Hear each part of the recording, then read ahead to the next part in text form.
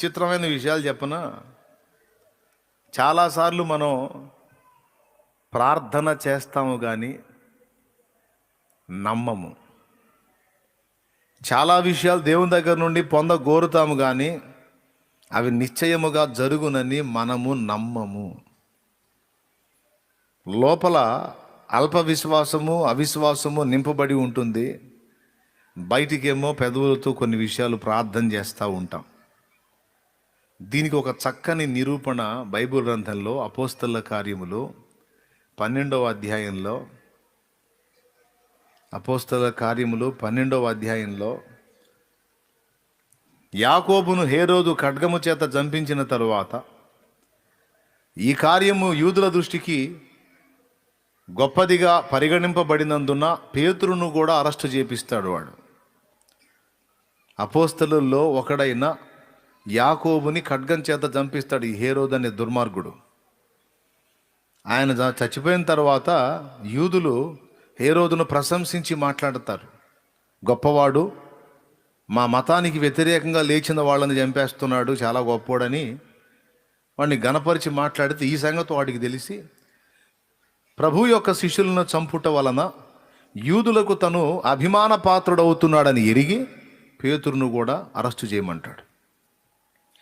పేతుర్ని కూడా అరెస్టు చేస్తారు. మొత్తం 16 మంది కాపలా మధ్య పెడతాడు పేతుర్ని. 16 మందికి అప్పచెబుతాడు పేతుర్ని. 16 మంది జాగ్రత్త కాపలాగా, 4 చతుష్టయములు, 4 4ల 16 మంది సైనికులు పట్టుకుంటారు. వాళ్ళ రౌండ్లో ఉంచుతారు పేతుర్ని. అప్పటికే యాకోబును కోల్పోయింది సంఘం. స్తంభముగా ఎంచబడిన పేతురు, కేఫా కూడా అరెస్ట్ అయిపోయాడు. ఇతను కూడా చనిపోతే ఇక దిక్కెవరని వేదన చెంది సంఘం అయితే అత్యాసక్తితో ప్రార్థన చేయుచుండెను. అపోస్తల కార్యములు 12వ అధ్యాయము 5వ వచనం చదువు తల్లి. పేతురు చెరసాలలో ఉంచబడెను. జాగ్రత్తగా చూడండి, ఒక ముఖ్యమైన విషయం చెప్తున్నాను. సంఘమైతే అతని కొరకు అత్యాసక్తితో దేవునికి ప్రార్థన చేయుచుండెను. హేరోదు అతనిని వెలుపలికి తీసుకొని రావాలని ఉండగా ఆ రాత్రియే పేతురు 2 సంకెళ్లతో బంధింపబడి 2 సైనికుల మధ్య నిద్రించుచుండెను. మరియు కావలి వారు తలుపు ఎదుట చెరసాల కాచుకొనుచుండిరి. ఇదిగో ప్రభువు దూత అతని దగ్గర నిలిచెను. అతడుండిన గదిలో వెలుగు ప్రకాశించెను. దూత పేతురు ప్రక్కన తట్టి త్వరగా లెమ్మని చెప్పి అతని లేపగా సంకెళ్ళు అతని చేతుల నుండి ఊడిపడెను. అప్పుడు దూత అతనితో, నువ్వు నడుము కట్టుకొని చెప్పులు తొడుగుకొనుమనెను. అతడలాగు చేసిన తరువాత దూత, నీ వస్త్రము పైన వేసుకొని నా వెంబడి రమ్మని అతనితో చెప్పెను. దేవునికి స్తోత్రం కలుగును గాక. చదువు. అతడు వెలుపలికి వచ్చి దూత వెంబడి వెళ్ళి దూత వలన జరిగినది నిజముగా జరిగినని గ్రహింపక తనకు దర్శనము కలిగినని తలంచెను. అది దూత వలన జరిగినది నిజముగా జరిగినని గ్రహింపక తనకు దర్శనము కలిగిందని తలంచెను. ఈయన చూడండి ఎంత డెప్త్లో ఉన్నాడో. ఇప్పుడు నీకు సడన్గా ఎవరన్నా నైట్ నిద్రపోయేటప్పుడు దూత ప్రత్యక్షమై నిన్ను చేయబట్టుకొని తీసుకెళ్ళి కొంత దూరం తీసుకెళ్ళి అక్కడ వదిలేశారనుకో, ఇది దర్శనం అని నువ్వు అనుకుంటావా? ఇది కళ అని నువ్వు అనుకుంటావా? సంఖ్యలు ఊడదీసి మరి చేయబట్టుకొని తీసుకెళ్ళి కొంత దూరం ప్రయాణం చేసి తీసుకెళ్ళి అక్కడ వదిలిపెట్టి దూత వెళ్ళిపోవటం, ఇంత సన్నివేశం జరిగిందంతా ఒక కళ అని నువ్వు అనుకుంటావా? ఒక దర్శనం అని నువ్వు అనుకుంటావా? అనుకొన జాలం. కానీ పేతురు ఇది కళ, దర్శనం అనుకుంటున్నాడు. అంటే దీన్ని ఎలా చెప్పొచ్చు అంటే, పేతురికి ఇలాంటి సన్నివేశాలు కొత్త కాదు, ఇవి తరచుగా జరుగుతున్నాయి. పేతురికి 2 లోకాలతో పరిచయం ఉంది. ఈ లోకంతో పరిచయం ఉంది, ఆ లోకంతో కూడా పరిచయం ఉంది. ఇంకా చెప్పాలంటే చాలా ఎక్కువగా ఆ లోకంతోనే పరిచయం ఉంది ఆయనకి. అందుకే ఇంత పెద్ద దర్శనం కలిగి తన బాడీతో సహా డైరెక్ట్గా వెళ్ళిపోయి ఓ గల్లీలోకి పోయిన దాకా దూత మాటలు విన్నాడు. దూత చేయబట్టుకొని తీసుకెళ్ళటం గమనించాడు. సంఖ్యలు ఊడిపడటం, చెరసాల తలుపులు డివైడ్ అయిపోవటం, అంత కళ్ళారా చూస్తానే ఉన్నాడు, కానీ ఇదంతా దర్శనమని అనుకున్నాడు. ఎందుకంటే అలాంటివి ఆయనకు సామాన్యమైన సంగతులే. అంతగా దేవునితో సామీప్యమై ఉన్నాడు. ఎవరు? సీమోను పేతురు. సరే, బాగుంది. ఇతని విడుదల కొరకు ఎవరు ప్రార్థించారు? పెద్దగా చెప్పాలి. సంఘము ఆసక్తి కలిగి ప్రార్థించుచుండెనా? అత్యాసక్తి కలిగి ఉందా? ఆసక్తి వేరు, అత్యాసక్తి వేరు. ఆసక్తిగా, కొంత శ్రద్ధగా. అత్యాసక్తి అంటే ఇక దేది పట్టనట్టుగా, ఇక అదే మెయిన్గా, ప్రభువా పేతుర్ని విడిపించి విడిపించి విడిపించి. ఆసక్తి, అత్యాసక్తి. పట్టుదలగా ప్రార్థన చేస్తూ ఉన్నారు. నైట్ అంతా మేల్కొని ప్రార్థన చేస్తున్నారు. ఆల్ నైట్ పెట్టారు. ఎవరి విడుదల కోసం? పేతురు విడుదల కోసం. ఆశ్చర్యం చెప్పనా, పేతురు వచ్చాడు. విచిత్రం ఏంటంటే వాళ్ళు ఎక్కడ ఆల్ నైట్ పెట్టి ప్రార్థన చేస్తున్నారో ఆడికే వచ్చాడు. ఆడికే వచ్చి తలుపు కొట్టాడు. తలుపు కొట్టినప్పుడు రోదే అని ఒక చిన్నది ఆ తలుపు దగ్గరకు వచ్చింది. దేవునికి స్తోత్రం. తలుపు దగ్గరకు వచ్చి తలుపు వెలపట పేతురు స్వరం వింది. చదువు తల్లి. అతడు తలవాకిట తలుపు తట్టుచుండగా రొదే అను ఒక చిన్నది ఆలకించుటకు వచ్చెను. ఆమె పేతురు స్వరము గుర్తుపట్టి సంతోషము చేత తలుపు తీయక లోపలికి పరిగెత్తుకొని పోయి, తలుపు తీలా, సంతోషంతో తలుపు తీయకుండా వెనక్కి పరిగెత్తుకొని పోయింది. చదువు. పేతురు తలుపు దగ్గర నిలుచున్నాడని తెలిపెను. అందుకు వారు, నీవు పిచ్చిదానివనిరి. అయితే తాను చెప్పినదే నిజమని ఆమె దృఢముగా చెప్పినప్పుడు వారు అతన్ని దూత అనిరి. దేవునికి మహిమ. చూసారా? ఆమెను ఏమన్నారండి? ఆ అమ్మాయిని ఏమన్నారు వీళ్ళు? వీళ్ళందరూ కలిసి అప్పటిదాకా ఏం చేస్తున్నారు? పెద్దగా చెప్పాలి, ఇంకోసారి చెప్పాలి.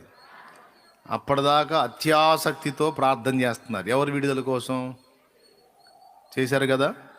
సరే, దేవుడు వారి ప్రార్థన విని పేతురుని విడిపించాడు కదా. విడిపించినప్పుడు వీళ్ళు ఏమనాలా?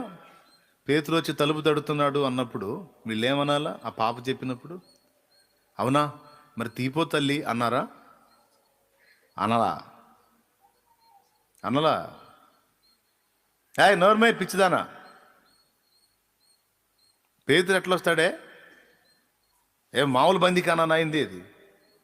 16 మంది సైనికులు చుట్టుముట్టారంట. ఏం మామూలుగా వస్తాడా? నర్మే స్తోత్రం ప్రభువా, యా యా యా నీ దాసుని విడిపించు. అయ్యో, నేను చూసింది నిజం. ఆయన స్వరమే. ఆ తలుపు తడుతుంది ఆయనే. నర్మే ఆయన అయి ఉండడు. దూత అయి ఉంటాడు. ఆయన దూత అయి ఉంటాడు. ఆయన పంపిన వ్యక్తి అయి ఉంటాడు. కాదమ్మా, పేతురే. ఆయన స్వరమే నేను విన్నాను. ఆయనే తలుపు తడుతున్నాడు అంటే ఆమెని పిచ్చిదానివి అన్నారు. ఆ పిల్ల చెబుతుంటే ఎట్టొస్తాడు? ఊరుకో. మరి ఎందుకు చేస్తున్నా ప్రార్థన? ఇప్పుడు ఎట్టొస్తాడు? అంతమంది సైనికులు దాటుకొని, ఆ ఇనప చెరసాల దాటుకొని, ఇనప గవిని దాటుకొని అసలు రావటం అసంభవం. అందులో అప్పటి కాపలా మామూలుగా ఉంటుందా? సైనికుల కాపలాలో ఏమాత్రం తేడా వస్తే శిరచ్ఛేదమే. ముద్దాయి తప్పించుకున్నాడా, నేరస్తుడు తప్పించుకున్నాడా, ఆ కాపలాలో ఎంతమంది ఉన్నారో అంతమంది తలకాయలు ఎగిరిపోతాయి. అందుకని ప్రాణానికి ఒక ఎత్తు కాపలా కాస్తారు. అంత డేంజర్. అలాంటి భయంకరమైనటువంటి బందికానాలో నుంచి పేతురు బయటపడటం అసంభవం అనేది వీళ్ళ ఫీలింగ్. కానీ పేతురు వచ్చాడు. ఇక్కడ గమనించాల్సిన ఒక విచిత్రమైన సంగతి చెప్తాను దేవుని కృపలో. ఇప్పుడు సరే, తర్వాత వాళ్ళకి తెలిసిద్ది, తర్వాత తలుపులు తీస్తారు, పేతురు వాళ్ళని చూస్తాడు, అది అయిపోయిద్ది. ఇక నా పాయింట్ ఏంటంటే, సంఘమంతా అత్యాసక్తితో ప్రార్థన చేస్తుంటే ఈ పిల్ల ఏం చేస్తుంది? ఇప్పుడు వాళ్ళ అమ్మ ఉందనుకోండి, ఆ గుంపులో వాళ్ళ అమ్మ ఉందనుకోండి,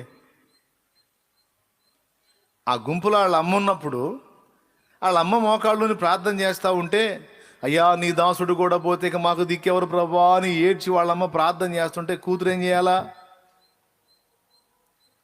2 చేయాలా. చేస్తే ప్రార్థన అన్నా చేయాలా, లేకపోతే నైట్ కదా నిద్ర వచ్చి నిద్ర అన్నా పోవాలా. ఈ బొడ్డది 2 చేయట్లే, ప్రార్థన చేయట్లే, నిద్ర పోవట్లే. వాళ్ళు ప్రార్థన చేస్తుంటే ఈ పైన తిరుగుతూ ఉంది. దేవునికి స్తోత్రం.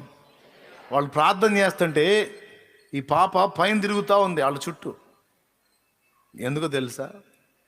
నేను ఒకసారి ఒక ఎగ్జాంపుల్ చెప్పాను, గుర్తుందా? కర్ఫ్యూ టైంలో ముసలమ్మ మనవడు ఫుడ్ లేక ప్రార్థన చేద్దామని మనవడు కూర్చుంటే పోలీసు వాళ్ళు, బజార్ల నిండా పోలీసు వాళ్ళు తిరుగుతున్నారు, బయటికి కనపడి తంతున్నారు. అందరూ లోపల ఇళ్లలోనే. కర్ఫ్యూ అంటే ముందుగానే సరుకులు అయిన తెచ్చుకొని అందరూ హాయిగా వండుకొని తింటున్నారు శుభ్రంగా, గదిలోంచి బయటికి రాకుండా ఇళ్లలోంచి. ఈ ముసలమ్మ దేవాలా, ఈ బొడ్డోడు తినాలా. ఈ మనవడికి తిండి లేదు, అప్పటికి ఉన్నాయన్నీ అయిపోయినాయి. అమ్మమ్మ ఆకలి అవుతుంది అంటున్నాడు. ఆకలి అయితే ఏం చేసేది నాన్న, బయట వెళ్ళే అవకాశం ఉంటే పని చేద్దును, పైసలు తెద్దును, తిండి పెడుతును. మరి ఆ పరిస్థితి లేకపోయే కదరా, మనం కలిసి ప్రార్థన చేద్దాం నాయన, యేసయ్య మనకు అన్నం పెడతాడంట. యేసయ్య ఎట్ట పెడతాడావా, అన్నం ఎట్ట పెడతాడామమ్మ అని అడుగుతాడు. అరే ఏలియా అని బైబిల్లో ఒక ఆయన ఉన్నాడు రా, ఆయనకి కాకుల్ని పంపించి కాకులతో మాట్లాడి కాకులు రొట్టెలో మాంసం తీసుకొచ్చి పెట్టినీరా ఏలియాకి కెరీతు వాగు దగ్గర. అట్లాగా మనం ప్రార్థన చేద్దాం అయ్యా, ఇక మనకి వేరే మార్గం లేదు, మనకు వచ్చే అవకాశమే లేదు, ఇక దేవుడే పంపాలయ్యా, నాతో పాటు మోకాళ్ళు లేరా, ప్రార్థన చేద్దాం. ఆ స్టోరీలో ఆ చిన్నవాడు చేసినట్టు చేసింది ఇక్కడ ఈ పాప. ఇద్దరు కలిసి ప్రార్థన చేస్తారు, మనోడు ఇద్దరు కలిసి ప్రార్థన చేస్తారు. కొంచెంసేపు ప్రార్థన చేసినాక వీడికి డౌట్ వచ్చింది. ఏం డౌట్ వచ్చిందో తెలుసా? తలుపులు కిటికీలు అన్నీ బంధించి ఏలియాకి కాకుల్ని పంపి ఆహారం పెట్టినట్టుగా మాకు కూడా పంపి పెట్టమని మేము అడుగుతున్నాం. ఒకవేళ యేసయ్య కాకిని పంపిస్తే ఎటు రావాలా కాకి?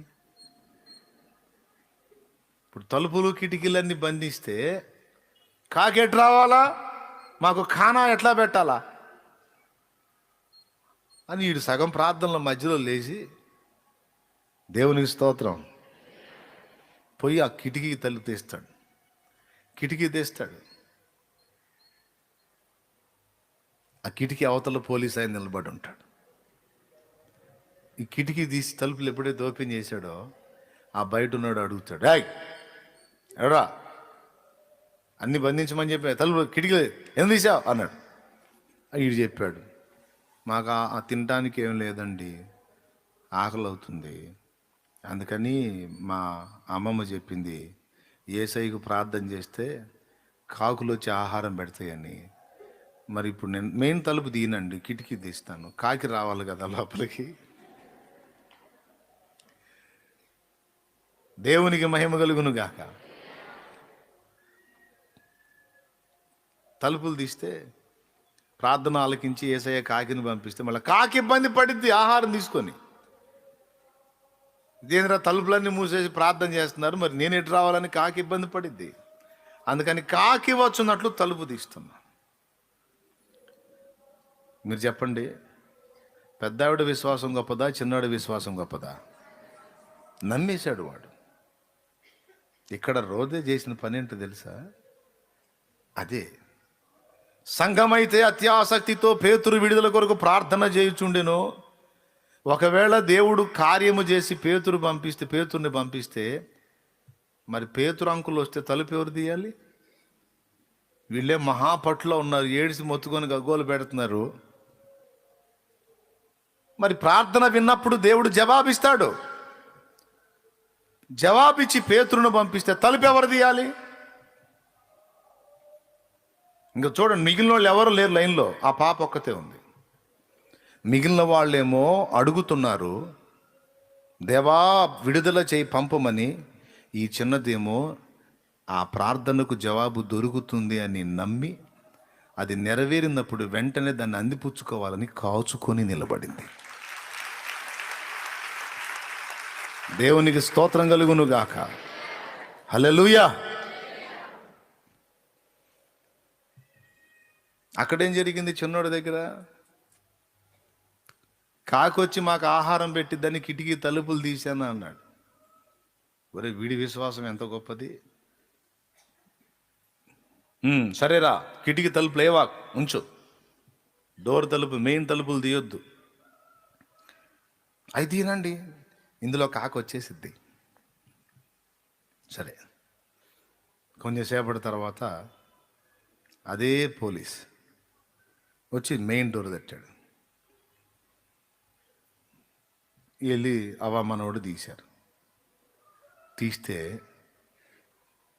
ఈ తినే పదార్థాలు, కర్ఫ్యూ ఎంతకాలం అయితే ఉంటుందో అంతకాలాన్ని సరిపోయిన సరుకులు మొత్తం 2 సంచులు నిండా తీసుకొచ్చి, అప్పుడు తినటానికి ఫుడ్డు, సాయంత్రానికి మరుసటి రోజుకి ఇట్లా కర్ఫ్యూ ఎంతకాలం అయితే ఉందో ఆ కాలాన్ని ఇంకొంచెం పొడిగించినంత వరకు ఆహార పదార్థాలన్నీ తీసుకొచ్చి 2 బ్యాగులు, బస్తాల నిండా ఆ మనోడికి ఇచ్చాడు. ఈ పోలీసే, తినబండి, ఇంక తలుపు వేసుకోరా, ఇప్పుడు కిటికీలు కూడా వేసుకో అన్నాడు. సరే వెళ్ళారు, ఇద్దరు వెళ్ళి కూర్చున్నారు, వందనాలు చెప్పారు. దేవుడు కార్యం చేశాడు, దేవునికి స్తోత్రం. హల్లెలూయా. కొంతమంది వెటకారం చేస్తారు, వాగులో పడండి నాకెందుకు, నమ్మితే కార్యం చూస్తారు, లేకపోతే మీ కర్మ అంతే. ఆహా, అట జరిగిందా అంటే నీ బతుకంతా ఆహా ఊహ అనుకోవటమే. ఎవడు అనుకున్నాడో వాడి బతుకు అంతే. దేవునికి స్తోత్రం. పసిబిడ్డ వలె నమ్మాలి. విశ్వాసాన్ని లాజిక్లతో తోచడానికి ట్రై చేయకూడదు. తర్కానికి వ్యతిరేకమైనది విశ్వాసం, మానవ తర్కానికి భిన్నమైనది విశ్వాసం. నీళ్లు బండలా నిలబడతాయా? నీళ్లు బండలా నిలబడతాయా? పోనీ బండ నీళ్ళు ఇచ్చిద్దా? 2 ప్రకృతికి విరుద్ధమైన విషయాలే. కానీ ఇశ్రాయేలు అరణ్య మార్గంలో యాత్ర చేసేటప్పుడు నీరు గోడ వలె నిలిచిపోయిందని ఉంది. నీటిని రాతి వలె చేయగలడు, రాతి నుండి నీటి ఊటను కూడా పుట్టించగలడు. ఏ లాజిక్ ప్రకారం చెబుతావు ఇది? ఏ సైన్స్ ప్రకారం చెబుతావు ఇది? నీ తర్కానికి అందదు, నీ లాజిక్ అందదు దేవుని కార్యం. నీ తర్కానికి, నీ లాజిక్కి అందేదైతే అది మానవ సంబంధమైనది అవుతుంది, కానీ మానవాతీతమైన దైవ కార్యం కాజాలదు. అందుకే అది విశ్వాసం యొక్క విశిష్టతను గురించి చెప్తున్నాను నేను. ఇది అలా కొంతమంది బతుకంతా ఇంతే, ఆహా అని ఉంటాను. నేను కూడా అంటాను, నీ బతుకంతా అంతే. నీ బతుకంతా ఎటకారాలు చేసుకొని బతకటమే. నువ్వు దేవుని కార్యం ఏది చూడదు. పసిబిడ్డ వలె నమ్మితేనే దేవుని రాజ్య ప్రవేశం ఉందన్నాడు. ఈ పసిబిడ్డ వలె నా రాజ్యం అని అంగీకరించని వాడు దానిలోకి ప్రవేశించడని చెప్పేశాడు. మానవ జాతి పాప పరిహారార్థమైన నా ప్రాణం పెట్టి తిరిగి లేచానని నమ్మి పసిబిడ్డ వల్ల విశ్వసించినోడే నా రాజ్యంలో చేరతాడు అన్నాడు. రెండోది ఏం చెప్పాడు? పసిబిడ్డ వంటి విశ్వాసం. వాడు నమ్మాడు,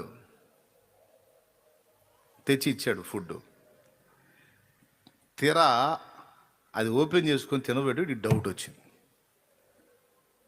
అమ్మమ్మ, మనం కాకి కోసం కదా ప్రార్థన చేశాము, ఇదేందే మరి మన కాకి తెచ్చి లేదు కదా, పోలీస్ ఆయన తెచ్చి ఇచ్చాడు కదా, మరి దేవుడి కార్యం అని ఎట్లా అంటావు అన్నాడు. ఎంత క్లారిటీగా ఉన్నాడు చూడవాడు. ఇప్పుడు ఏం చెప్పాలా? ఇప్పుడు అప్పటి కాలంలో కాకిని వాడుకున్నాడు, ఇప్పటి కాలంలో ఎవరినైనా వాడుకొని దేవుడు పెట్టాలని ప్రార్థన చేసావు లేరా, అందుకని వచ్చింది అంటే వాడు ఊరుకోడు. ఏయ్ నువ్వేమన్నావు, కాకి వచ్చి తీర్చిద్దాను, వాడికి ఏం చెప్పాలి?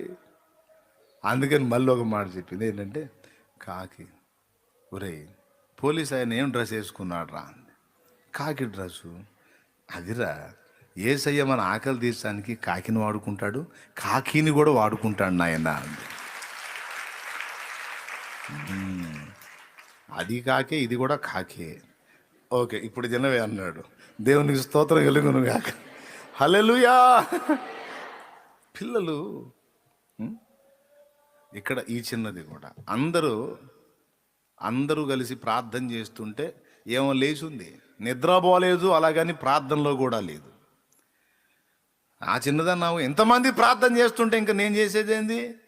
వీరు ప్రార్థన చేస్తున్నారు, ఆకాశమందు ప్రభు ఆలకిస్తున్నాడు, బంధకాల్లో పేతురు ఉన్నాడు.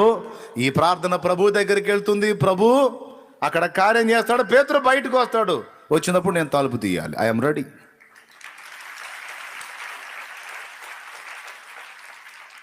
ఇప్పుడు చెప్పండి, ఎవరి విశ్వాసం గొప్పది? ఇందాక చెప్పిన చిన్నోడిదా వాళ్ళ అమ్మమ్మదా? ప్రార్థన అమ్మమ్మ చేస్తుంటే తలుపు ఎవడు తీశాడు? అంటే విశ్వాసాన్ని ఎవడు ప్రయోగించాడు? ఎవరి విశ్వాసాన్ని బట్టి కార్యం జరిగింది? ఖచ్చితంగా ఇక్కడ ఇంతమంది కలిసి ప్రార్థన చేస్తున్నారు. ఇంతమంది కలిసి ఏమన్నారు? పేతురు వచ్చాడని చెబుతుంటే ఏమన్నారు ఈ అమ్మాయిని? ఏయ్ పిచ్చిదానా అన్నారు. నర్మై, పేతురు వచ్చాడంట. పేతురు ఎట్టొస్తాడు? పేతురు మరి ఎట్టొస్తాడని చేసే ప్రార్థన?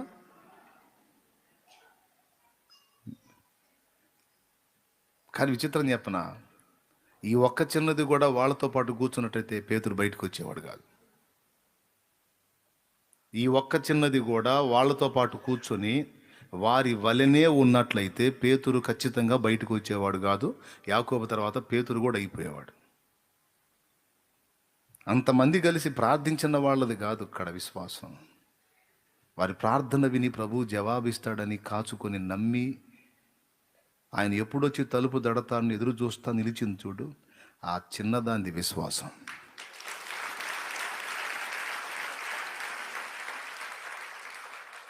దేవునికి మహిమ కలుగును గాక. హల్లెలూయా. ఇప్పుడు అంతమంది ప్రార్థన చేస్తున్నారు కానీ వారు నమ్మటం లేదు. నమ్మని వారి జీవితంలో దేవుడు కార్యం చేయలేడు. ఇదే విషయాన్ని మొన్న ఒక దైవజనుడు ప్రస్తావించాడు. నాకు చాలా సంతోషం వేసింది. ఎందుకంటే ఈ పాయింట్ నేను దేవుని వాక్యంలో మీకు అందించాలని ఎదురు చూస్తూ ఉన్నాను. ఆ రోజు దేవుడు ఆ దైవజనుడి నోట నుండి కూడా అదే మాట పలికించాడు. నాకు చాలా ముచ్చటేసింది, సంతోషం వేసింది. ఈ ఒక్క పాయింట్ మీదనే నేను మీకు వాక్యం చెప్పాలనుకున్నా, కానీ దేవుడు ఈరోజు దానికి సమయం ఇచ్చాడు. ఏంటంటే పేతురు బందీఖానాలో బందీ అయిపోయాడు. సంఘం అత్యాసక్తితో ప్రార్థన చేస్తుంది. ఈ ప్రార్థన చేసేటువంటి వాళ్ళల్లో, ఈ ప్రార్థన చేసే వాళ్ళల్లో విశ్వాసము కలిగిన వారు ఎవరున్నారు అనేది దేవుడు వెతికాడు. అంతమంది ప్రార్థన చేస్తుంటే విశ్వాసాన్ని ప్రయోగించింది మాత్రం అది చిన్నది. ఈ మిగిలిన వాళ్ళు ఎవరు ప్రయోగించలా. ఆ కార్యాన్ని స్వతంత్రించుకున్న తర్వాత ఆ చిన్నది వెళ్ళి చెబితే నువ్వు పిచ్చిదానివి అన్నారు. అంటే అంత భయంకరంగా వ్యతిరేకించారు, ఆ కార్యం జరగదని. కానీ మరి ఒట్టిగా అయితే ఉండటం మర్యాద కాదు కదా. దైవజనుడు ఇరకాటంలో ఉన్నప్పుడు, సమస్యలో ఉన్నప్పుడు మరీ ఒట్టిగా అసలు పట్టించుకోకుండా తిని నిద్రపోయారంటే మరి మర్యాద కాదు కదా. అప్పుడప్పుడు మీరు ప్రార్థన చేసినట్టు, అయ్యా దైవజనుడి సాయం చేయ ప్రభా, స్తోత్రం నాయన అన్నట్టు. హల్లెలూయా. గట్టిగా చెప్పండి, జాగ్రత్త. గట్టిగా అర్రవాకండి అమ్మా, మళ్ళీ మీకు ఏమైనా ఇబ్బంది అవుద్ది, గుండె సమస్యలు అవుద్ది. పెద్దగా అర్రవాకండి, చిన్నగా చెప్పండి.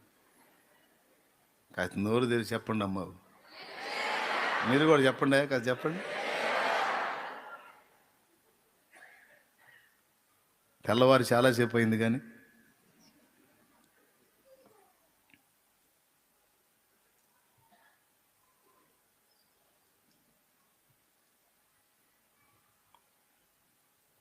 దేవుడు పేతురుని విడుదల చేయాలనుకున్నప్పుడు వాళ్ళలో ఎవరి విశ్వాసం ఉంది, ఎవరి దగ్గర విశ్వాసం ఉంది, ఎవరి విశ్వాసాన్ని బట్టి నేను కదలాలి. ఇప్పుడు నాకు ఆధారం ఎవరు? అందరూ ప్రార్థన చేస్తున్నారు కానీ ఎవరిలో విశ్వాసం లేదు. పేతురు ఆ బంధకాల్లోంచి బయటపడతాడని ఎవరికి నమ్మకం లేడు మోకాళ్ళు వేసిన వాళ్ళల్లో. కానీ అందరూ అత్యాసక్తితో ప్రభా అని గోజాడుతున్నారు. వాళ్ళ హృదయాల్లో చూశాడు. ఎవరి దగ్గర విశ్వాసం కనపట్ల. కానీ అడగాలి కాబట్టి, ప్రార్థన చేయాలి కాబట్టి అయ్యగారికి బాగలేదు, ఆల్నైట్ కూటం పెట్టారు. దేవునికి స్తోత్రం. అయ్యగారికి బాగలేదు, ఏం కూటం పెట్టారు? బాగుపడతాడు, బయట పడతాడు, ఒక్కడికి నమ్మకం లేదు. కూటం పెట్టకపోతే మర్యాద కాదు కాబట్టి చచ్చిపోయినోడికి సంతాప కూటం పెట్టినట్టు బంధకాలంలో బయటపడాలని విడుదల కూటం పెట్టారు. కానీ విడుదల వచ్చిద్దని ఎవడికి నమ్మకం లేదు. మరి ఎవరి విశ్వాసాన్ని ఆధారం చేసుకుని ఆయన బయట తీసుకురావాలి అంటే అప్పుడు దేవునికి దొరికిన ఒకే ఒక ఆధారము ఆ చిన్నదాని విశ్వాసం. ఆ కాళ్ళే అన్నయా ఉన్నాళ్ళలో ఇంకిద్దరు ముగ్గురు ఉంటారులే అంటారేమో. చూడండి, వారు అన్నాడు. వాళ్ళలో ఒకరు కాదు, వారు ఏమన్నారు? అమ్మాయిని పిచ్చిదాని అన్నారు. చదువు. ఆ చిన్నది వచ్చి చెప్పింది. ఏం చెప్పింది చెప్పు. అందుకు వారు, అదుగో అందుకు వారు అందరూ పిచ్చిదానివనిరి. అద్దుగో అందుకు వారు నీవు పిచ్చిదానివనిది అయితే తాను చెప్పినదే నిజమని ఆమె దృఢముగా చెప్పినప్పుడు, అదిగో వాళ్ళేమో పిచ్చిది అంటున్నారు, ఆమెమో మీరందరూ పిచ్చోళ్ళ, మీరందరూ మైండ్ పోయిన వాళ్ళు, మీరందరూ పిచ్చోళ్ళు. మీరు ప్రార్థనలో చేస్తారు కానీ ప్రార్థనలో అడుగు వాటిని పొందామని నమ్మని పిచ్చోళ్ళు మీరు. మరి అది పిచ్చి పనేగా. కార్యం జరిగితే నమ్మకం లేనప్పుడు నువ్వు పెద్ద దీర్ఘ ప్రార్థన చేసి ఏం లాభం? ఉపవాసం ఉండి ఏం లాభం? మొత్తుకొని మొర్ర పెట్టి ఏం లాభం? కొంతమందిని గదిలిస్తే అసలు ఈ చిలకల పలుకులే ఆ మాటలు. ప్రార్థనలో గోజాడి రకరకాల పదాలు వల్లించి గ్రాంధిక పదాలు పెట్టి వినేవాడికి బిత్తరపోయేంత ప్రార్థన. ఎంత స్పష్టంగా అంటే, ప్రభువా నీవు సమస్తము చేయగల దేవుడవు నాయనా, నీకు స్తోత్రము నాయనా, స్తోత్రం అని మొదలుపెట్టి చిలక పలుకులాగా ప్రార్థన మామూలుగా చేయరు. కానీ లోపల ఆవగించేంత విశ్వాసం కూడా ఉండదు. చిన్న పాప అడుగుతుంది, మీరు మెంటల్ వాళ్ళ, నేను మెంటల్ దాన్ని. మీరు ప్రార్థన చేస్తున్నారు, దేవుడు జవాబిస్తాడని నేను కాసుకొని కూర్చున్నా. ఆయన ఎప్పుడొచ్చి తలుపు తడతాడో, మరి మీరు ఇంతసేటు మొత్తుకుంటుంటే ఆయన ఊరుకుంటాడా? మీకు నమ్మకం లేదేమో, నాకుంది. అందుకే అందరూ మోకాళ్ళు వేసి ప్రార్థన చేస్తే పెద్ద ఆయన వస్తే తలుపు ఎవరు తీస్తారు? అందుకని నేను నిలబడి తిరుగుతా ఉన్నా. ఆ తలుపు కాడికి మీ దగ్గరికి ఆ తలుపు కాడికి. చూడండి, ఒకవేళ దేవుడు ఆ కార్యం చేయలేదనుకో, ఆ చిన్నదాన్ని విశ్వాసం సిగ్గుపడదా? ఆ చిన్నదాని విశ్వాసాన్ని దేవుడు సిగ్గుపరిచినట్టు కాదా? ఆయన ఎంత క్లియర్గా ఉంటాడో చూడండి. చిన్నదాని విశ్వాసమైన సిగ్గుపరచబడదో.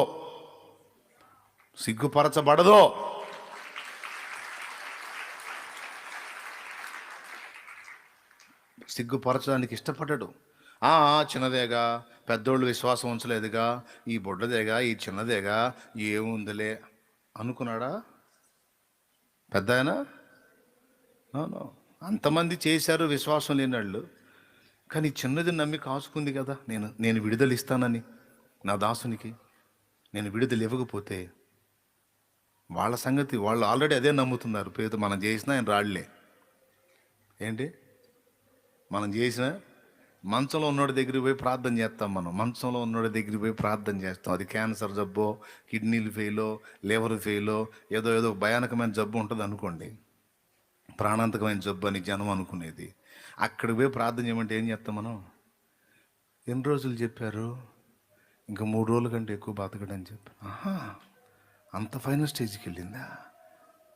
ప్రభువా స్తోత్రం నాయన, స్వస్థపరచు ప్రభువా.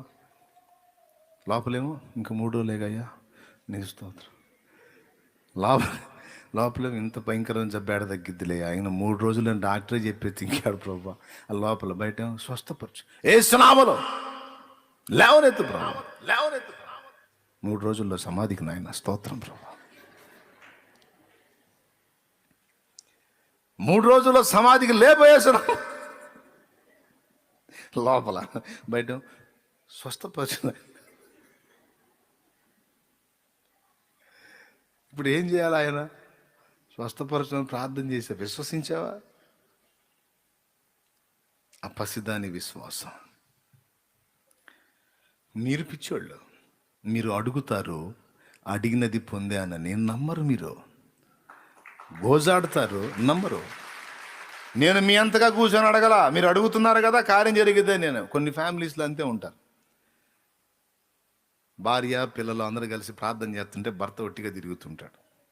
భార్య ఏమంటో తెలుసా? ముదనష్టపడి బాకొచ్చాడు. ఎవరు? ఈ ముదనష్టపడి బాకొచ్చాడు. దొనపోతలాగా అటు ఇటు తిరుగుతావు, కాలుగాలు పిల్లలు కూర్చొని ప్రార్థన చేయొచ్చుగా. మీరు చేస్తున్నారుగా, కానివ్వండి అమ్మాయి, ఆ దేవుడు చేసే కార్యం ఏదో జరిగిద్ది. నేను కూడా కాసుకొని కూర్చున్నాను, నువ్వు కూడా మోకరిస్తే అయ్యిద్ది అంటే, మీరు మొదలుపెట్టినప్పుడు నేను కూడా కళ్ళు మూసి అన్నానులే, నేనేం పెద్ద అడిగిన దాకేం దేవుడు ఆగడో, ఆయన చేసేది ఆయన చేస్తాడులే, కానీ మీరు చేసేది మీరు కానీ అంటాడు. విచిత్రం చెప్పనా? ఎంతసేపు మోకాళ్ళని మొదలష్టపడు అని తిట్టుకున్న వాళ్ళు ప్రార్థన కాదు. ఆ నమ్మాడు చూడు, నమ్మి తిరుగుతున్నాడు చూడు, కార్యం జరిగింది. వాడి విశ్వాసాన్ని బట్టి దేవుడు కార్యం చేస్తాడు. నమ్మాడు కదా ఇంటి యజమానుడు, ఆ నమ్మిన వాడి విశ్వాసం. వీళ్ళేం ప్రార్థన చేస్తారు గోజాడి. భర్త చెబుతాడు, నా భార్య చేసిద్దండి ప్రార్థన, ఎన్నో దేవుడు నాకు చాలా చేశాడు పాపం. ఆ అమ్మాయి ప్రార్థనే ఏదైనా సరే మోకాళ్ళు వేసి మొరపెడతా ఉంటుంది ఆ అమ్మాయి. నేను చేయలేండి, ఎందుకు ఉన్నమాట చెప్పాలా? ఎందుకని నువ్వు ఎందుకు చేయవంటే, ఆ పిల్లలు అవే అంతసేటు గోజాడి అంతసేటు మొచ్చుకుంటుంటే ఇంక దేవుడు నన్ను కరుణించుకుని ఉంటాడా? నాకు ఆ నమ్మకం. వాళ్ళు అంతసేపు మా ఆవిడ మోకాళ్ళు వేసిందంటే, పిల్లలు మోకాళ్ళు వేసి అయ్యా అని అడిగారంటే ఖచ్చితంగా ఆయన కార్యం చేస్తాడు. అదే నా విశ్వాసం అంటాడు. ఈ చిత్రం చెప్పిన చేసిన వాళ్ళకంటే ఒట్టి తిరిగినోడే గొప్పడు అవుతాడు ఆడ. దేవుని స్తోత్రం చెప్పు, హల్లెలూయా చెప్పు గట్టిగా, హల్లెలూయా చెప్పు. ఎంతసేపు మొత్తుకున్న వాళ్ళకే విశ్వాసం లేదు. ముదనష్టపోడు దరిద్రుడు ఒళ్ళు మరి ఏందే అన్నాడు అనుకో, ఏం లేదులే, హల్లెలూయా హల్లెలూయా హల్లెలూయా.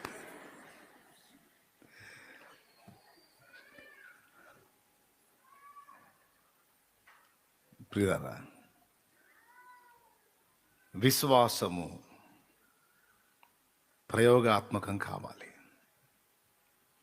నమ్మాలి, విశ్వసించాలి. నీకు అసాధ్యమే కావచ్చు గాక, దేవునికి సాధ్యమే. నువ్వు ఒక్కటి చేయగలవు. నీకు ఇదైతే అసాధ్యం. ఇదేది విశ్వసించుట అనేది నీకు అసాధ్యం కాదు, నీకు సాధ్యమే. పసిబిడ్డవలే మనం ఆత్మీయంగా ఎదిగే కొద్దీ లాజిక్లు అడ్డొస్తుంటాయి మనకి. ఇది దేవుడి చిత్తమో కాదో, ఇది అడిగితే దేవుడు చేస్తాడో లేదో. యోహాను 1 పత్రిక 5:14 ఇలా రాసింది, ఆయన చిత్తానుసారముగా మనం ఏది అడిగినను ఆయన మన మనవి వినున్నది అని రాసింది. కాబట్టి మరి ఆయన చిత్తమో కాదో, ఆయన చిత్తం కాకపోతే మనం అడిగినా ఏం చేస్తాడు దేవుడు? ఆయనకే స్తోత్రం అని ఇట్లా లాజిక్లు వస్తాయి.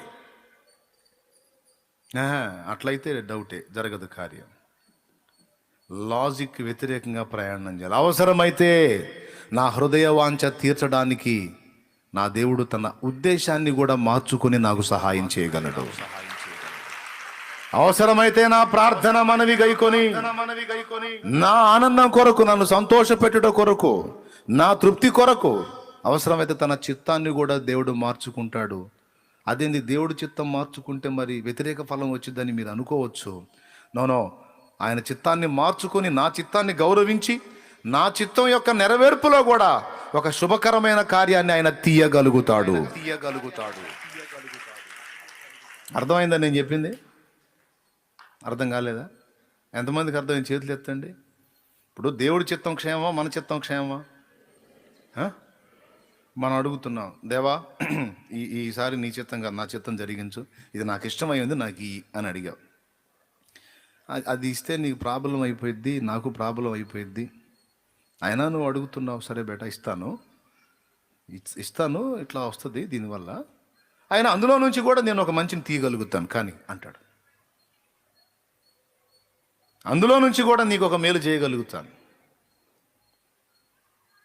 నువ్వు ఆశపడి అడిగావు కదా, ఇస్తాను. ఒకవేళ అది నీకు సమస్యగా అయితే ఆ సమస్యలోంచి కూడా నీకు ఒక మేలు తీయగలుగుతాను, అది కూడా మంచికి నేను వాడగలుగుతాను అని చెయ్యగలడు. అందుకే చిన్న బిడ్డ వంటి విశ్వాసం. దేవునికి మహిమ. కాబట్టి దేవుని ముందు కూర్చొని దేవుని అడిగేటప్పుడు ప్రార్థనలో మీరు అడుగు వాటి నెలను పొంది ఉన్నామని నమ్మిన ఎడల అవి మీకు అనుగ్రహించు. మీరు నా నామమున నన్ను ఏమి అడిగినానో చేతును. ఈ మాటలన్నీ నిరర్థకం అవుతాయా? కాబట్టి ఇప్పుడు మన దేవుడు మన ఎడల కార్యం చేయాలంటే ఆయనకు ఆధారం ఏంటి? అది మనలో లేకపోతే, అంత బలవంతుడై ఉండి కూడా నీలో కార్యం చేయలేడుగా, నీ బ్రతుకులో కార్యం చేయలేడుగా. చెప్పండి, అందరూ చెప్పండి. లైవ్లో ఉన్నోళ్ళు కూడా చెప్పండి. అవసరమా అనవసరమా? ఎంత సీరియస్ మ్యాటర్ చూడండి ఇది.